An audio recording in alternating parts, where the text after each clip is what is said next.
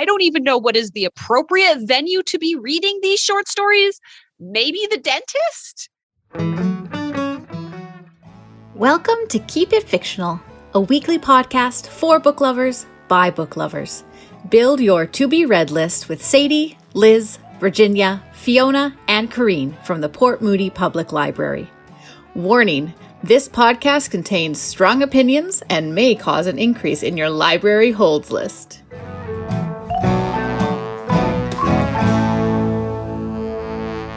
When you read a short story, you come out a little more aware and a little more in love with the world around you. What I want is to have the reader come out just 6% more awake to the world. George Saunders. Thank you for joining in. Another episode of Keep It Fictional from the Port Moody Public Library. I'm here today with my two book friends, Corrine and Fiona. And as Corrine said in the beginning, before we record, it may be fitting that today we're going to do short stories, and we are a little short of people today. It's just the three of us, but that's okay. I'm going to try and make it a yearly Keep It Fictional tradition that I force my book friends to read a short story collection every summer, because I did that last year when I asked everybody to read an anthology. And this year, this episode, we are going to do short story collections by a single author.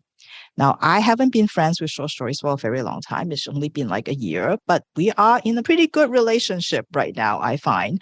And I think it's because I figured out how to enjoy them. I have never understood them for the longest time. And I think I've said this before, it's very much like my relationship with coffee. Because when I first started coffee, people tell me that you should try coffee. Go get a latte, go get a mocha, go get a cappuccino, go get these fancy long names, things that has all this stuff on it. And I hated all of them because I'm like whatever Corrine is drinking right now. I'm like, what is that? What is this? Why would anyone drink this? And then it was only until I finally tried real coffee, which is just coffee with nothing in it. Then that's when I realized, that's why people love coffee, because this is what coffee is supposed to taste like. And that is very much like short stories, because in the same thing, I was like, okay, I'm going to try to get into this format. And I was trying anthologies. There's a book, a collection of so many different ones. So try it. If you don't like one, it's okay. You can pick another one. And there was just too many flavors. And my stomach just can't deal with it. I'm like, what is this? This is just too much. And I cannot switch from one to another. And the buffet just wasn't working for me. And it's only until I started reading this was what started it all, The Dangers of Smoking in Bed by Marianne Enrique. I'm like, okay, let's see what this is. And that's when I realized short stories is actually something that I can actually deal with as long as it is a single author collection. Because for me, it feels like when I'm reading a novel, I'm trying to get to know the characters. I'm trying to get to know their hopes and dreams, and I want to see how they will deal with the world. And in a short story collection by one author, I am trying to get to know the author. I want to see their hopes and dreams. I get to know how they would deal with all different kinds of stories. And I find that because there's multiple stories in it and a good short story collection, the voice of the author always comes through so clearly throughout the entire collection. And I just feel like I get to know them a lot more. And that's probably why I decided that, short stories is actually pretty great. That's my little journey with short stories. And I'm going to ask my book friends now to see whether you have a relationship with short stories or not. And it's okay if you don't. How gives our listeners would like to get into short stories. That's my way of doing it. But I'm sure there are other ways of, getting to know short stories. And I know I'm going to ask Fiona first, because I'm pretty sure they have a very different way of approaching short stories than me. Yeah, I definitely have a growing relationship with short stories. And I'm actually going to agree with you on a lot of those things, Virginia. I really appreciate the intro quote that you gave because I found a knockout short story collection that that is what it did for me. It challenged my imagination so much. And that's what I want from a book. And sometimes it can be a lot with a short story collection when you're like, wow, amazing. And then you get to the next thing and you're like, oh, I'm not ready to switch. But I guess this one had enough ones that were kind of like, fine, whatever, that then when a really good one came along, I was able to engage again and really appreciate it. So yeah, and also I think that because this is such a great author, it really worked because I am just really enjoying getting to know this author. So I read The Paper Menagerie by Ken Liu, who is an incredible author, and I believe he is the creator of Silk Punk. So I went back and forth in this collection of like, oh man, I can't wait to read this author's other stuff. And then like, nope, never again, putting this down. I'm done. I'm done with you, Ken Liu. I think I came out the other side of very energized and excited about him, but he's definitely not without his faults. So this is also a huge story collection. Some of them are like full-on novellas in there, I swear. And then others are little tidbits. And it has just a lot of stories in it. I don't know, like at least 12, maybe 15. So it's kind of gargantuan. We open with the bookmaking habits of select species. This is almost unintelligible, but in a really like beautiful way that challenged my imagination a lot. It's about all of these different species and like the way Liu writes, like I can't reverberate like any of this because it's just so select in the way that he talks about his subjects and so creative.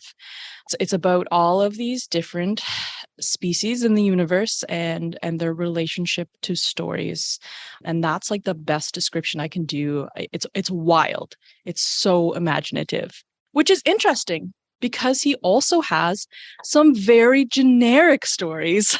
He has this like one take on privacy and technology that was just whoa, like, oh, okay. Maybe that would have been interesting 30 years ago. Like very, very didactic. But then when he hits his stride, so inventive, which is why it's interesting that he can also be generic. And he has this leans towards grittiness that is very like 1990s Marvel. And that is when I kind of zoned out a lot or even occasionally skipped stories because they were just too gritty for the sake of being gritty. And he very much has this perspective of the world that men are bad, evil people. Children are hope for the future. And bad things happen, but we need to kind of like maintain our like self pride essentially. And I feel like that is the thread throughout. And sometimes that's gritty and upsetting, and other times that's triumphant and amazing. And again, he just flip-flops between being very boring with these ideas and being so incredibly creative. So I would say that you can almost cherry pick in this short story collection if you would like. And it's almost better to go into it knowing more and kind of select what is going to be good for you, because this book also comes with every content warning you can think of. Sexual violence, violence against children, violence against animals, racist language, like just anything that's going to upset you is in this book. And some of that I was happy to skip, and others I felt was really used in a devastatingly amazing way. The title story, The Paper Menagerie, is about a young boy. His mother was a male border bride, and his father is an American. And it's really about his relationship with his mother, who, as he grows older, he becomes continually more frustrated with her inability to fit into American culture. But she has this amazing gift. She can bring life to the paper creatures that she creates. So she makes him a beautiful tiger and fish who he realizes can't live out of water. And then when they are put in water, because they're paper, they dissolve. So he has this beautiful paper menagerie built by his mom, and eventually puts it in a box to forget about and comes back to it later in life as his mother is dying. It is such a beautiful reflection of, I think, being multiracial in America and the ways we fit and don't fit. And I sobbed. I sobbed and sobbed and sobbed. Like this made me cry more than maybe any story ever has. Just beautiful, but also respect if it's something that you don't want to put yourself through. Same thing with The Litromancer.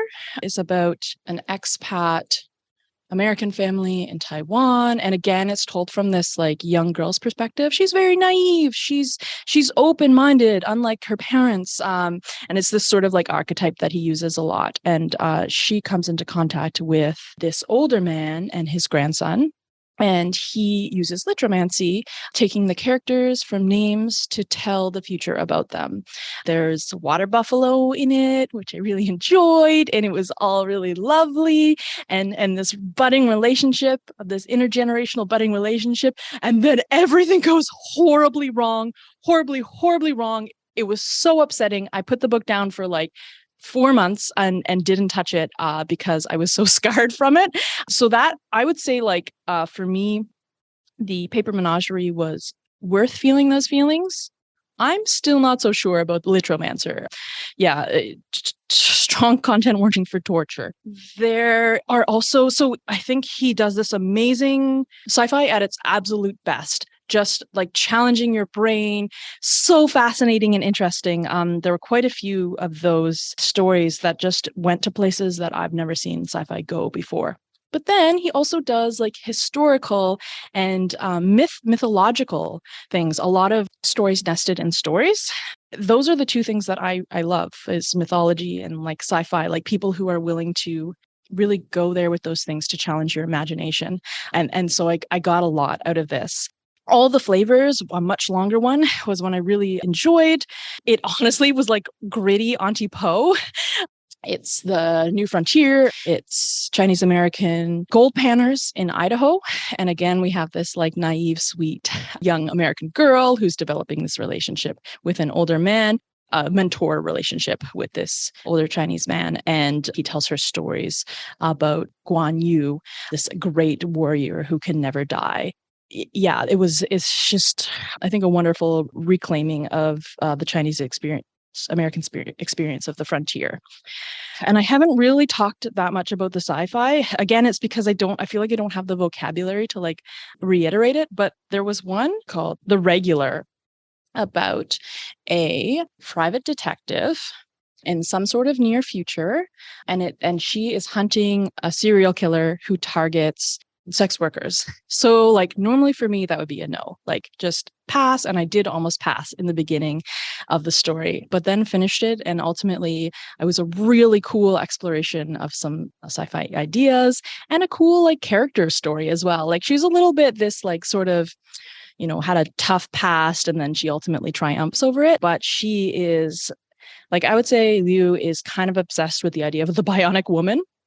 And so because she has had this really difficult past and lost her daughter, she has this implant that is commonly used by police and other workers like that, basically regulates your emotions. It's called the regulator. And you're supposed to kind of use it 2 hours a day to help you make non-emotionally driven decisions. But because she's had such a hard time, she keeps it on all the time, except for the 1 hour a day where she absolutely has to, so her brain doesn't turn to mush. And that's when all of these memories come flooding back and she has to deal with her emotions. So she takes on this case to find the serial killer who's killing sex workers. And it turns out he's hunting women for these eye implants that essentially take videos basically of their clientele for security, but they're so undetectable. They're not legal. People don't really know about them, except for this serial killer who wants to take them and use them for blackmail. So again, it's like, oh, I don't really care about like gritty cops and horrible murders, but this just integration of really cool ideas about the way humans could potentially augment themselves, and then weaving those in with thoughts about what makes us human. And his sci-fi is never just what if this? It's like what if this, and what does that say about people and society? And they're just so deep, even in these short little stories. So, The Waves was another great one about space exploration and what happens when we go into space and then we just continue to develop and evolve. Like what happens, thousands and thousands and thousands of years from now to those people in space. So yeah, just fascinating stuff that can be cherry picked. Absolutely. If you want to know what the story is about before, like read up on it. I don't think it will ruin it, because when there's a surprise in the story, it's really horrible and gritty. So you might want to know about it in advance. And because he's so like inventive, I don't think knowing what the story is about will ruin it in any way, because it's so much about his description. Yeah, just amazing. And I can't wait to read his fantasy sci-fi series. That is The Paper Menagerie by Ken Liu. Highly recommended. I think there's something for everyone in there. Thank you, Fiona. That sounds like a really interesting one. I can't quite tell how much you like it when you talk about it, but I can see that it varies a little bit, and there's definitely some really great, surprising. Definitely passionate. I don't know about but definitely passionate about it. Yeah. That's great. And I will ask each person that, since there's only 3 of us, the essential question for today, Fiona, is: do you remember like a short story that you read in high school? Was there anything that made like an impression on you? I'm going to cheat and steal one from university, because I don't remember reading any in high school. But one that really left an impression on me, I did my undergrad in anthropology. And we read this, it was called like the Nicereum or something like that. It's the word American backwards. And it was so it's this whole thing about like basically, you read through it about this society where they do all this crazy stuff, and then you get to the end and it's like, guess what? That's you. And it really made a big impression on me, because it was that time when you first start university and you're taking everything in and you're like, wow, I've never seen that before. I'm reflecting on myself. This is crazy. But it did really leave an impression on me, and kind of like set the stage for my whole degree of thinking about anthropology, of like, when we other societies, where this is what it looks like to just describe something and not understand it. Yeah, so that left a big impression on me. Well, I am going to go next, because we got a pretty speculative one from Fiona today, and I think I might be the one who has a regular, if that's the word, non-weird collection, which is just bizarre. But this is the collection, the third short story collection that I read last year, that sort of cemented that relationship. That I'm like, yes, let's start this lifelong relationship. And as I said, it is just definitely not as weird as all the other collections that is going to be talked about today. This is a debut collection by author Lesley Nneka Arimah, and it is called What It Means When a Man Falls from a Sky. And I believe I read this last year for a readathon, I think. One of the quotes I found when I was looking up sort of quotes for short story is from Edgar Allan Poe, who said, a short story must have a single mood, and every sentence must build towards it.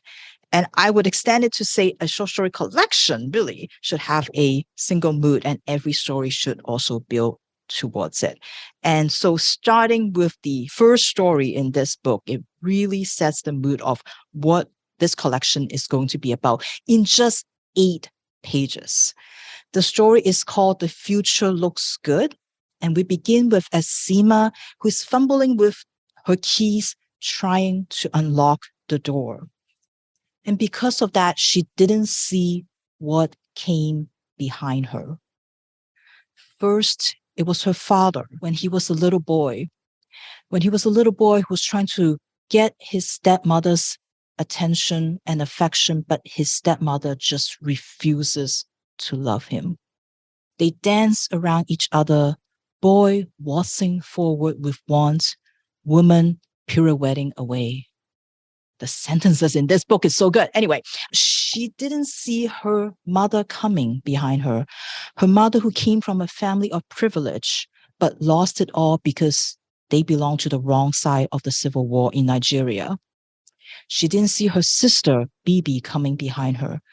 as Sima grows up yearning for her sister's affection, but there is none to give because Bibi never shares.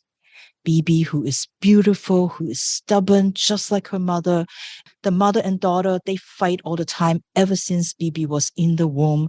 So of course, Bibi won't listen to her mother when she tells her that, no, the man that you're going to run away with is no good for you. And that is how Nsima ends up here, carrying all that behind her, fumbling with a pair of keys and trying to unlock a door. And she didn't see what came behind her. And the story ends with probably one of the two best last line in this collection that is going to knock you out. So you're going to be staying down there and it's going to take a while before you can get back up in just 8 pages. And that is what all these stories are like in this collection. They are a knockout. And the first story really kind of tells us the kinds of story that is in this collection. And they explore mostly very complicated familial relationships between parent and child, especially between mother and daughter, between siblings, between cousins, and layer on top of that. And what often makes these relationships so antagonistic is what the ideas that each girl, each woman have. What do I need to do? How should I behave in order to survive, in order to be allowed to live? And these conflicting ideas of what a girl who hasn't really know the world thinks she should do versus a mother who has already been through it. In the story called Lights, we have a father and a belly who feels like he's living the life of a single father, taking care of his daughter while his wife went to study in the States. And he could just see the relationship between the mother and the daughter growing apart every single time they talk on the phone. His wife, a mother who is just trying to prepare her 14-year-old for the world. She'll say to her daughter, "Stop laughing so loud, dear." Or, "How is it that I can hear you chewing all the way here in America? What do you mean Daddy made you breakfast? You're old enough to be cooking." And she's just trying to make sure her daughter knows how to stay alive. But Annabelle is also trying to keep her daughter alive, keep her daughter's light alive, because she did not realize that the world will so easily snuff out any light that a daughter has, that she would be returned to him hollow out, relief of her better parts. And Annabelle just want her daughter to know that it is okay to yell in your face every time she wins the game against her father. He just want to see her keeping that spark, keeping that fire in her forever and ever. In Bucci's Girl, Bucci is a widow whose husband died in an accident, and she has to move in with her sister and her brother-in-law so that she has the means to raise her 2 daughters. One of her daughters hasn't spoken because she witnessed the accident, and the other, who has turned from a hard diamond to dust, eager to please, totally at the beck and call of her aunt and uncle because she understands that they could be kicked out at any moment. Even though she's the sister, she cleans, she cooks, she runs errands just like all the other servants in the house. And she watches her brother-in-law, Dixon, set in that sprawl way of his, unself-conscious, completely believing in his right to take up space. What is a mother to do if there's no other way to provide for your children? You keep your mouth shut. That's what she does. In Glory, we have our main character, Glory be to God. That's her full name, but everybody call her Glory, and you can see why, except her grandfather, who called her that girl. Because one look at her when she was a baby, he said, that girl has something rotten in her. And maybe that is true because she's almost 30, but she seems like she's never made a right decision. She's always attracted to the wrong side. She's always attracted to doing the wrong thing. And it seems like she's just followed by chronic bad luck. But maybe her luck has changed because she met a man in the call center that she works in. And it turns out that this new colleague is not one of the grunts, but he's actually a manager, and he has came down to see what real frontline is like. So he has tried to work some frontline experience. And somehow he has taken a liking to her. And he's talking about the we, the us, that future that is a we and an us. And she knows that she just has to believe in it. She knows this is the right thing to do, that she just has to invest herself in this we and us future. But she realized this planning this we and us future has nothing to do with her. Everything is already planned out for her. So she's wondering, is it okay? It's okay, right? I mean, this is the right thing to do. I should just follow this plan that has been handed to her. Who wouldn't? It's great luck for her. But can she really do that? And in the other story that has probably the most devastating story in the collection, with the other most appropriate last line for the book, is a story called Windfalls. This is a story told in a second person point of view, and it's about a mother and daughter, and you are sort of the daughter, and they are a pair of con artists. They earn a living by faking falls and getting settlements out of a store, out of a company. And you have been trained when you were young to know how to fall, to know how to cry, to know how to fake an injury. It depends on the owner of the store, depends on the age, depending on the gender. Sometimes the mother has to do the talking, sometimes the daughter has to do it. And they have worked out this scheme, and they run from town to town in order to evade arrest and try to continue the scheme that they are doing. But something has to change because you got pregnant and you said to your mother, we need to settle down. We need to do something. And your mother snapped at you and say, you don't think I know that? Are you saying that I'm a bad mother? And then the story leads to kind of an inevitable ending, which is just devastating. But that one last line, which I hope you will pick up this collection and discover for yourself, is just like Fiona talked about sobbing throughout her story. I was too stunned to sob. It was so gut wrenching. And that, I feel like, it's like all the stories in this collection. They are all kind of like that, and they all have that. So you watch these women, you watch these girls have their lives sucked out of them, as you feel like your life is getting sort of sucked out also by these stories. Lesley Nneka Arimah has such a good command of language. Like, all her sentences are so simple, but they are deceptively simple. There's no wasted word in her story. Everything just fits, and they are so beautiful, and they are just fantastic. And you just want to read the stories over and over again, and they are just that good. Yeah, most of the stories, like I said, this is a pretty grounded collection. There are a couple that is kind of maybe a little bit more magical realism. In the title story, for example, what it means when a man falls from the sky is sort of set in a post-apocalyptic world where a lot of continents have disappeared because of climate change. And so a lot of people are being displaced. A lot of people become refugees. But that's okay, because the mathematicians have figured out this infinite formula. They have discovered this grand infinite formula. And every little bits of it, if you know how to interpret it, you can use it to your advantage. And the main character, Naomi, has figured out how to take a little bit of it in order to take away people's emotions. And she especially specialized in taking away people's grief. And there's a lot of that around.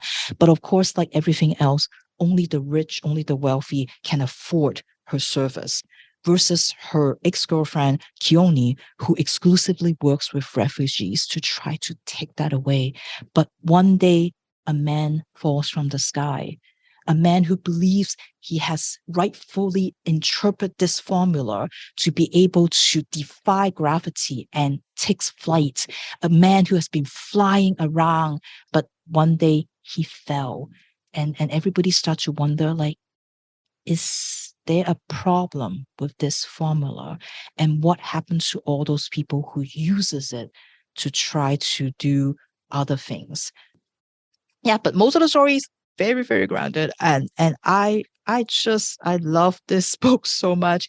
Be prepared to just get punch with every single story. It is that kind of book. It's devastating. It's really hard to read, but yet it is also kind of like Fiona said, it really makes you think about what it means to be a human. And in this case, it's set against background in Nigeria. So you also get sort of that past of the Nigerian history hanging over all the stories and hanging over all the characters in this book. I love it a lot, and I hope you will give it a chance. This is What It Means When a Man Falls from the Sky by Lesley Nneka Arimah. So you're a fan now, Virginia, but what was the short story that made an impact on you when you were in high school? I don't remember, to be honest. The only one that I remember reading, because I hasn't been a fan for that long, right? The only one that I remember was The Lottery by Shirley Jackson. And I'm pretty sure when I read it, I probably don't understand it. My English was awful at that point. Like, what was I reading? I have no idea. But, I did not realize that like she's such a giant in the genre. But yeah, so I think that was sort of the only story that I kind of remember, The Lottery. All right. Well, from a science fiction to something a little more realistic, I guess. And then we're going to head over to Corinne, who I feel like maybe decided that banana pants is a good thing. Yes, the role of Virginia in this episode will be being played by Corinne. Yeah, so at the beginning of the episode, you had mentioned the anthology episode that we did, which caused me more strife than any other episode of this podcast. And we're almost at how many episodes are we at, Virginia? 90-ish. 90-ish. Of the 90-ish episodes that we have been doing, that one caused me the most grief because short stories and I are not friends. Again, as people were characterizing their relationships with it, mine is more like an awkward acquaintance that I sometimes run into at like a restaurant or at the farmer's market and like, oh, what are you up to? And they're like, oh, collecting old baby teeth and making a mosaic of them in my bathroom. And you're like, oh, cool. See you around. That is how I feel about short stories. They're doing something interesting and some people appreciate it, but it's just not for me. And I probably did not help myself by, again, not really thinking about what choice I had to make, just blindly going into the catalog, typing in short stories, sorting it by which was the newest, and picking the book that was at the top of the list that was in the library. And I knew that this boded pretty poorly for me when I had the book at my desk and Virginia went by and went, oh. And then to add to my apprehension of this, Mark also came by and looked at that book and went, oh, you're going to read that one? You're going to read that book? And I did. And Virginia did warn me. She's like, oh, well, let me know what you think about that first couple, that first story there. I'm really interested to know what you think. Yeah, just a heads up. Like, it's a little weird. And I was like, oh. If Virginia thinks it's weird, if this collection was too much for Mark, I don't think it's going to be for me. And yet, I didn't hate it. I have some questions for the author vis-a-vis what happened to you in your life that made you write this. And with that tagline in mind, the short story collection that I chose was Cursed Bunny, which has a deceptively kind of cute cover. It is by the South Korean author Jung Bora, and it is her collection of 10 short stories that are translated from Korean into English by Anton Hur. It was actually shortlisted for the 2022 International Booker Prize. And this author, I would just love to sit down and just be like, tell me about you. Like, what's up? She is the daughter of two dentists, which I feel like weirdly has a lot to do with how she turned out. And she kind of makes her career writing, but then also translating books in Russian and Polish into Korean. So she is herself a translator and a writer and a very unique mind. So again, this is a collection of 10 stories, all of them equally as disturbing in their own way. This is not like a cool beach read. Let me be very clear. This is not a cool beach read. I don't even know what is the appropriate venue to be reading these short stories. Maybe the dentist? Maybe because you're already anticipating that bad things are going to happen. So when the bad things happen in these stories, you're like, oh, that's not too bad. It has been described as a collection of genre bending, magical realism and sci-fi and horror. It kind of goes through, again, the horrors of capitalism and the patriarchy in a very unique way. If you enjoy being disturbed, let me recommend the very first story in the collection, which kind of sets you up for the tone, which if you're feeling queasy, don't listen to this. So a woman goes to the washroom and then out of the toilet pops up a toilet baby that is slowly being made out of all of the things that she puts in the toilet. She puts in the toilet, and the baby wants more. It wants more stuff put in the toilet, and it calls her mother because it's made out of her. And as the story said, it's just a baby from different bits of her. Yeah. And she doesn't care for that.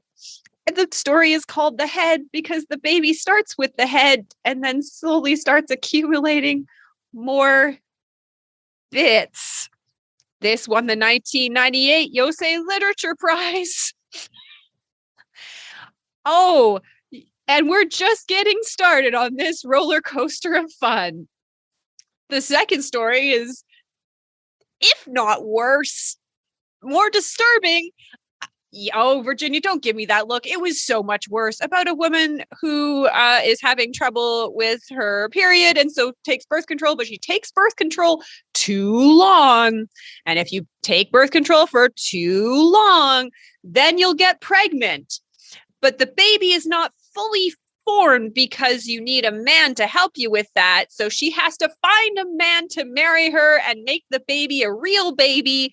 But she's having a real problem with that because it's hard to explain of, yes, I'm pregnant, but not really with a real baby. So I need you to make it a real baby. And no, it's not from some other person. I just took birth control for too long. Oh God, I'm not doing this very well. This story is called The Embodiment. It ends horrifically. Very, very terrible. And then there's the titular story of The Cursed Bunny. And this happened because a very famous literary magazine in Korea called The Mirror was doing an Asian zodiac-inspired anthology, and all the good animals were taken. So she was left with the bunny, which is cute and fluffy and lovely. And so she took that and did something very bad with it.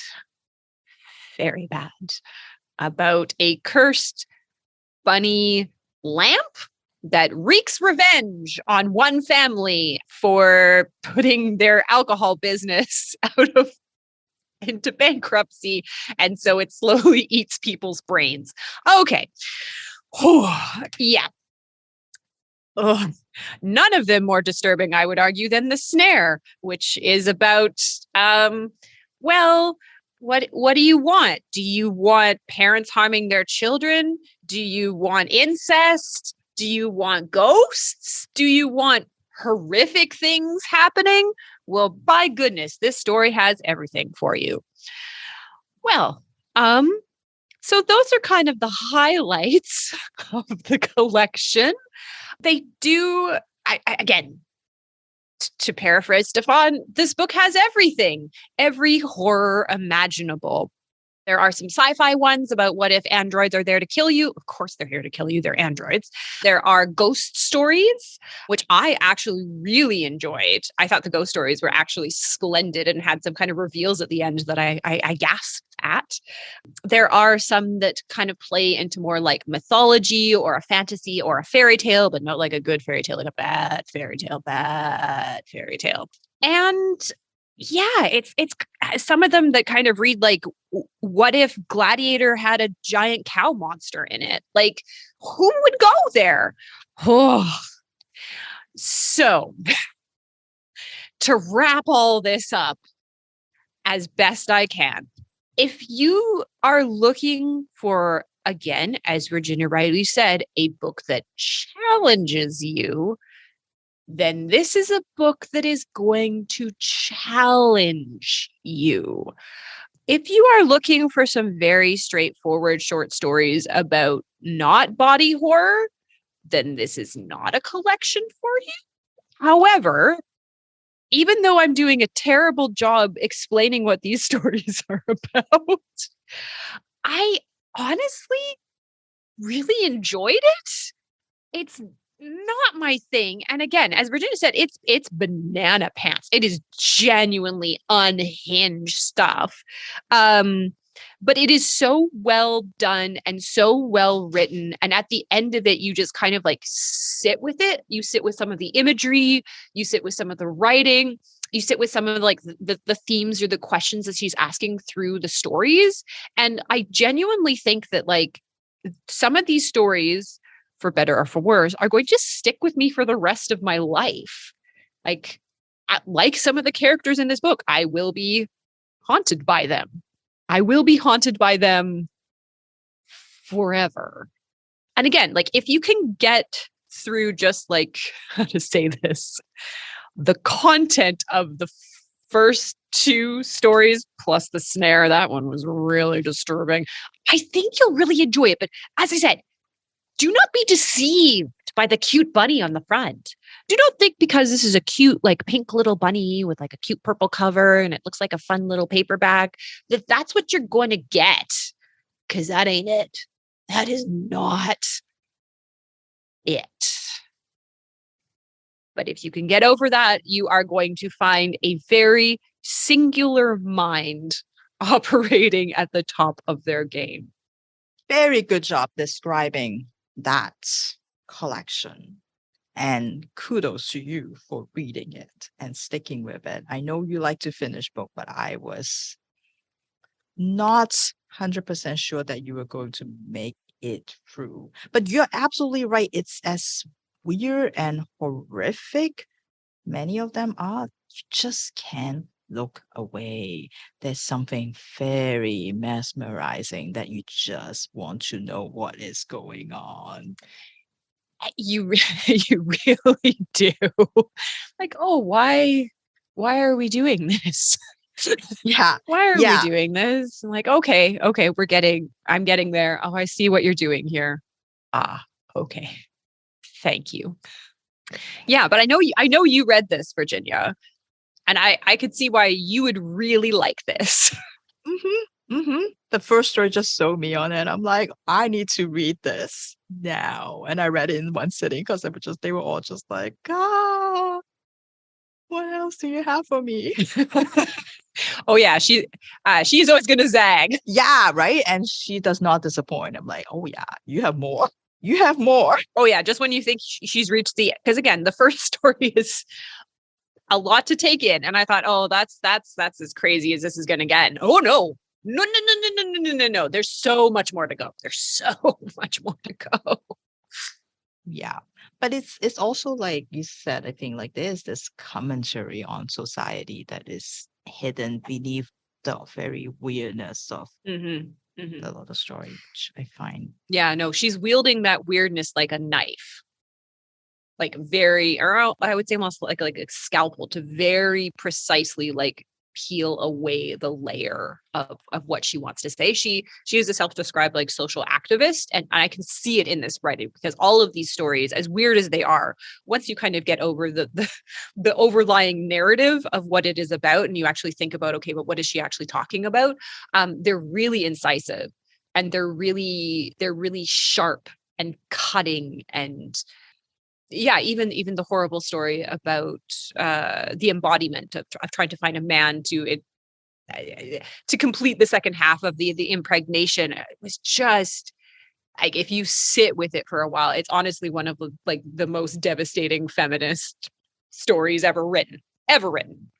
Yeah, I like shove over Handmaid's Tale. Like, this is she's really quite incredible, and I'm hoping that more of her stuff does get translated, because I'd be interested in reading a novel. Although, again, like, short stories are not my thing, but I honestly think that she's so well suited to the format, as much as it hurts me to say that, because